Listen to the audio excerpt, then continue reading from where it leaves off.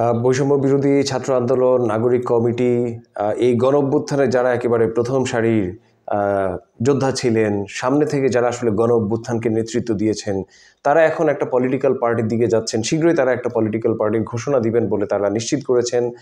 অবশ্যই তাদেরকে আমরা সাধুবাদ জানাই। এটা খুবই আকাঙ্ক্ষিত ছিল যে তারা আসলে রাজনৈতিক দলে পরিণত হবেন, দেশের রাজনৈতিক যে নেতৃত্ব সেটার হাল তারা ধরবেন। এটা খুবই আকাঙ্ক্ষিত ছিল এবং তারা সেই পথে আগাচ্ছেন। খুব শীঘ্রই তারা সেই পার্টির ঘোষণা দিবেন। তাদেরকে প্রথমত শুভেচ্ছা জানাই, স্বাগতম জানাই। শুভেচ্ছা এবং স্বাগতম জানিয়ে আমি তাদের উদ্দেশ্যে দুইটা কথা বলতে চাই। শুরুতেই তারা যখন ছাত্রশক্তি ছিলেন এবং এরপরে যখন বৈষম্য বিরোধী আন্দোলন হলেন, শুরু থেকেই তাদের সঙ্গে আমাদের বা অনেক বন্ধুবান্ধব, এমনকি আমাদের দলেরও অনেকে তাদের সঙ্গে আসলে ছিলেন।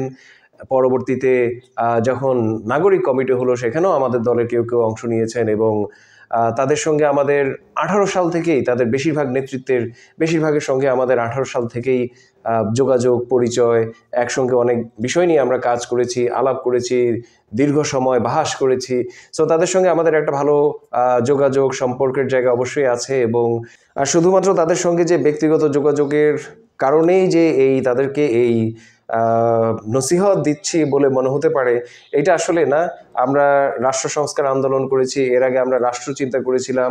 এই গণ অভ্যুত্থানে বা বাংলাদেশে যে এখন আসলে রাষ্ট্র সংস্কার লাগবে, এই যে বয়ানে পুরো বাংলাদেশ এক হয়েছে, এই বয়ানটাকে আসলে প্রধান রাজনৈতিক বয়ানে নিয়ে আসা বা প্রধান রাজনৈতিক বক্তব্য হিসেবে এটাকে দাঁড় করানো, এই জায়গাটা অবশ্যই আমাদের একটা বড় সফলতা ছিল। আমরা খুবই ছোট দল, আমরা সেই অর্থে সারা বাংলাদেশে এখনও পৌঁছাতে পারি নাই, কিন্তু আমাদের রাজনৈতিক বক্তব্য সারা বাংলাদেশে পৌঁছেছে। আমরা পৌঁছাতে পারি নাই, কিন্তু অন্যান্যদের মাধ্যমে এই রাজনৈতিক বক্তব্য, এই আন্দোলন সংগ্রামের মাধ্যমেই 18-র পর থেকে 24 সালে এই ডামি ইলেকশন কেন্দ্রিক এই সমস্ত আন্দোলনের মাধ্যমে আসলে এই রাষ্ট্র সংস্কারের যে বক্তব্য, বয়ান সারা দেশে ছড়িয়েছে। এই বক্তব্যটাকে প্রধান রাজনৈতিক বক্তব্য হিসেবে জাতির সামনে উত্থাপন করার কৃতিত্বে অবশ্যই আমরা আছি এবং এই হিসেবে আমরা বাংলাদেশের প্রধান রাজনৈতিক বক্তব্যের দিক থেকে অন্তত আমরা বাংলাদেশের প্রধান রাজনৈতিক দলগুলোর মধ্যে একটা অবশ্যই। এবং সেই কনফিডেন্সের জায়গা থেকে আমি আসলে তাদেরকে এই পরামর্শগুলো দেওয়ার চেষ্টা করছি। প্রথমত, তারা যখন রাজনৈতিক দল হবে, রাজনৈতিক দলের যে দায়িত্ব এবং কর্তব্য, সেখানটায় আসলে ভুল ভ্রান্তির সুযোগ অনেক কম। আমরা কাজ করতে গেলে আমাদের ভুল হবেই, কিন্তু অবশ্যই যখন তারা আসলে রাজনৈতিক দল হবে, হয়তো তাদের সঙ্গে আমাদের কোনো না কোনো একটা ওয়ার্কিং রিলেশনশিপ থাকতে পারে। আমরা হয়তো বিভিন্ন সময় অন্যান্য রাজনৈতিক দলের সঙ্গে আমরা যেরকম জোট করি, বিভিন্ন ইস্যুতে একসঙ্গে লড়াই করি, সেরকম তাদের সঙ্গে আমাদের এরকম কোনো কাজের সম্পর্ক হতে পারে। কিন্তু অবশ্যই যে জিনিসটা গুরুত্বপূর্ণ, যে তখন তাদের যদি কোনো ভুল ভ্রান্তি হয়, সামনের দিনের রাজনীতিতে সঠিকভাবে রাজনৈতিক দল পরিচালনা বা বাংলাদেশের রাজনীতিকে আসলে নেতৃত্ব দেওয়ার ক্ষেত্রে তাদের যে ভুল ত্রুটিগুলো হতে পারে, সেগুলোকে অবশ্যই তাদেরকে অনেক কঠোর সমালোচনার মুখোমুখি হতে হবে। এইটা হচ্ছে আমার প্রথম আলাপ। আমি নিশ্চিত, আমি বিশ্বাস করি যে তারা সেই প্রস্তুতি নিয়েই আসছেন। তো আমার দুইটা প্রথম যে পরামর্শ সেটা হচ্ছে যে আপনারা যে রাজনৈতিক দলটা করবেন, অবশ্যই সেই রাজনৈতিক দলটা যাতে সাংগঠনিকভাবে গণতান্ত্রিক হয়। বাংলাদেশের প্রায় সকল রাজনৈতিক দল আসলে দিন শেষে হয় ব্যক্তিকেন্দ্রিক, অথবা বড়জোর পরিবার কেন্দ্রিক, অথবা বড়জোর একটা খুবই ছোট্ট একটা আদর্শের অল্প কিছু লোক কেন্দ্রিক। দিন শেষে একেবারে গণতান্ত্রিক একটা রাজনৈতিক দল আসলে বাংলাদেশে খুব একটা বেশি নাই। এবং গণতান্ত্রিক দল যদি না হয়, তাহলে যেটা হবে, আপনি যদি রাষ্ট্র ক্ষমতায় যান কখনো, আপনি চাইলেও আসলে রাষ্ট্রে আপনি গিয়ে যে আসলে গণতন্ত্র প্রতিষ্ঠা করতে পারবেন, এই সুযোগ আর থাকে না। আমাদের যেই সমস্ত দলগুলো রাষ্ট্রে গিয়ে গণতন্ত্র প্রতিষ্ঠা করতে গিয়ে যারা ব্যর্থ হয়েছে, আপনি যদি অ্যানালাইসিস করেন, দেখবেন যে দিন শেষে তাদের সবার ব্যর্থতার কারণটা হচ্ছে যে এই জায়গাটায়, যে তাদের দলটা আসলে গণতান্ত্রিক দল ছিল না, এক ব্যক্তিতান্ত্রিক, পরিবারতান্ত্রিক এই ধরনের আসলে ছিল দলগুলো। সো এইটা হচ্ছে আমার তাদের প্রতি প্রথম পরামর্শ।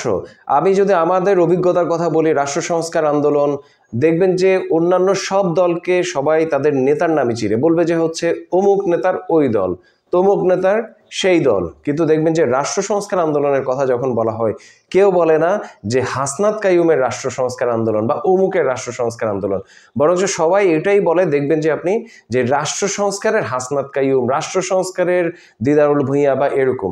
এই যে আমরা যে আসলে দলের নামে, দলটাকে যে আমরা আগে পরিচিত করতে পেরেছি আমাদের সকল নেতাদের আগে, এইটা আমি মনে করি যে বাংলাদেশের জন্য, বাংলাদেশের রাজনীতির জন্য খুব গুরুত্বপূর্ণ একটা অর্জন, খুব গুরুত্বপূর্ণ একটা বিষয়।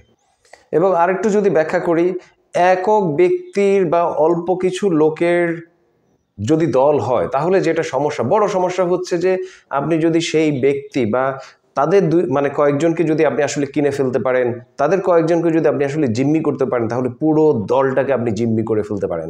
এই যে গণ অভ্যুত্থানে আন্দোলনটা যে আসলে দিন শেষে জিম্মি হয় নাই, তার একটা বড় কারণ ছিল যে এইখানে খুব অল্প কিছু লোকের কাছে নেতৃত্ব ছিল। বিষয়টা আসলে এরকম ছিল না, এখানে নেতৃত্বের জায়গাটা অনেক বড় ছিল, এবং যে কারণে 6 জনকে ডিবি অফিসে নিয়ে জিম্মি করার পরেও তারা আসলে পুরো আন্দোলনকে জিম্মি করতে পারেন নাই।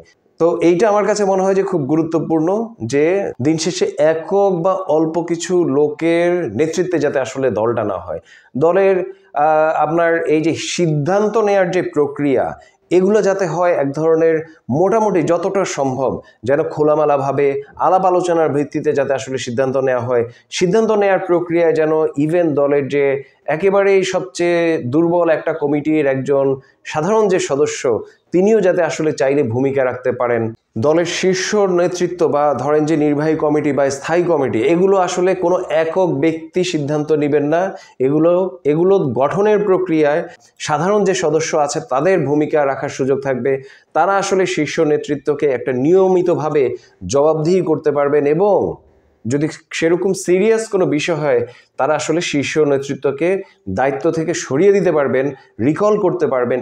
এরকম একটা ব্যবস্থা থাকাটা খুব জরুরি বলে আমি মনে করি। সারা দেশের যারা সংগঠক, তাদের সবার মধ্যে যাতে আসলে এই আকাঙ্ক্ষা থাকে যে তারা আসলে জাতীয় নেতা হয়ে উঠতে পারবেন, এবং তাদের মধ্যে যিনি আসলে সবচেয়ে যোগ্য তিনি একসময় রাজনৈতিক দলটাকে আসলে নেতৃত্ব দিবেন, দলের প্রধান হয়ে উঠতে পারবেন, সেই সুযোগ যেন আসলে সাংগঠনিকভাবে দলের মধ্যে অবশ্যই থাকে। এইটা আমার আসলে তাদের প্রতি প্রথম যে পরামর্শ। আমার দ্বিতীয় এবং ততোধিক গুরুত্বপূর্ণ পরামর্শ হচ্ছে যে আপনাদের যেন দলের আর্থিক হিসাব, এটা যেন আসলে স্বচ্ছ হয়, যতটুকু সম্ভব এটা যাতে হিসাব আপনি একেবারে আপনার সারা দেশের সমন্বয়কদেরকে, অন্তত সারা দেশের নেতাদেরকে আপনি নিয়মিতভাবে দিতে পারেন। এখানে অবশ্যই মনে রাখতে হবে যে অর্থনৈতিক যদি অস্বচ্ছতা থাকে তাহলে কিন্তু এখান থেকে আপনার সন্দেহ শুরু হয়, এখান থেকে আসলে দলগুলো দিন শেষে ভাঙা পড়ে, এবং দলগুলো যে বিপদে যায় সেটা আসলে অর্থনৈতিক অস্বচ্ছতার কারণে। এরকম উদাহরণ আমাদের দেশে ভুরি ভুরি। আমরা এখন হয়তো একরকম কেউ মেনেই নিয়েছি যে বাংলাদেশের রাজনৈতিক দলগুলো অর্থনৈতিক দিক থেকে আসলে অস্বচ্ছ হবে, কিন্তু আমি বিশ্বাস করি, আমি আপনাদেরকে নিশ্চিতভাবে বলি যে দল যদি আসলে অর্থনৈতিকভাবে যদি স্বচ্ছ না হয়, এই দল মানুষের পক্ষে থাকা এটা খুব বেশি দিন সম্ভব না। এখানে আমি যেহেতু আমার দলের অর্থ সমন্বয়ক, আমরা যেভাবে জিনিসটাকে করে খুব সংক্ষেপে বলি সেটা হচ্ছে যে আমরা যাদের কাছ থেকে আমরা চাঁদা নিই, আমাদের সদস্য চাঁদা এবং কিছু কিছু যে অনুদান আমরা নিই, আমাদের দলের অবশ্যই খুব ছোট যেহেতু দল, আমাদের খুব বেশি টাকা পয়সা না, কিন্তু এই যে যতটুকুই টাকা পয়সা এটা আমরা খুব স্বচ্ছভাবে, প্রথমত আমাদের সারা দেশের যারা সমন্বয়ক আছেন, যারা আসলে দলের সিদ্ধান্ত নেওয়ার সবচেয়ে বড় যে গভর্নিং বডি, সবচেয়ে বেশি ক্ষমতা যারা রাখেন, সেই গভর্নিং বডি স্থায়ী কমিটি বলেন, আমরা বলি যে আসলে সমন্বয় কমিটি, জাতীয় সমন্বয় কমিটি, আমাদের জাতীয় সমন্বয় কমিটিতে আমরা এই অর্থনৈতিক হিসাবটা প্রতি মাসে দেই, এবং যাদের কাছ থেকে আমরা টাকা নেই, এটা 5 টাকা হোক আর 500 টাকা হোক, 50,000 টাকা হোক, যাই হোক না কেন, যার কাছ থেকে আমরা টাকা নেই তার কাছে আমরা অবশ্যই হিসাবটা দিই, মাসে মাসেই দিই, কোনো মানে 6 মাস 1 বছর পরে এরকম না। তার মানে হচ্ছে যে আমরা এমন কোনো লোকের কাছ থেকে আসলে টাকা নেই না যার কাছে আমি দলের হিসাবটা দিতে পারবো না, এবং আমরা টাকা নেওয়ার সময় অবশ্যই একক কোনো ব্যক্তির কাছে মানে সবচেয়ে বেশি টাকা বা বড় অংশ টাকা আসলে একক ব্যক্তির কাছে নেয়া, এরকম যাতে না হয় এই জিনিসটা আমরা আসলে নিশ্চিত করার চেষ্টা করি যতটুকু সম্ভব। এটা করার কারণ হচ্ছে যে যদি একক ব্যক্তির কাছ থেকে আসলে ফান্ড নিয়ে দল চলে বা অল্প একটা গ্রুপের কাছ থেকে, একটা কোম্পানির কাছ থেকে, তাহলে যেটা হবে যে আপনি আসলে দিন শেষে তার রাজনীতিটা করতে বাধ্য হবেন। সো এই দুইটা পরামর্শ আপনাদের দিলাম, যে এক হচ্ছে যে আপনারা যেন অবশ্যই কাঠামোগতভাবে, সাংগঠনিকভাবে যেন আপনারা গণতান্ত্রিক হন, এইটা নিশ্চিত করা, এবং দুই হচ্ছে যে অবশ্যই অর্থনৈতিক স্বচ্ছতা যেন আসলে আপনারা দলের মধ্যে অন্তত অর্থনৈতিক স্বচ্ছতার জায়গাটা আসলে যাতে নিশ্চিত করতে পারেন। এবং শেষ করব সর্বোপরি সে একজন আমাদের হাসিব ভাইয়ের একটা কথা দিয়ে, তিনি সবসময় যে কথাটা বলেন, যদি আপনার সামনে মানুষ থাকে, আপনি যাই করছেন আপনি আসলে দেশের মানুষের জন্য করছেন, জনগণের জন্য করছেন, এটাই যদি হয় আপনার কাছে মূল বিষয়, তাহলে আপনি খুব বেশি মানে বিপথে যাওয়ার কোনো সুযোগ থাকবে না, বিপথে আপনি যেতেই পারবেন না, আপনি নিশ্চয়ই কোনো না কোনো দিন অবশ্যই সফল হবেন। সেই আশায়, সেই শুভকামনায় আপনাদের প্রতি আবারও অনেক অনেক শুভেচ্ছা, শুভকামনা জানিয়ে শেষ করছি। আল্লাহ হাফেজ, আসসালামু আলাইকুম।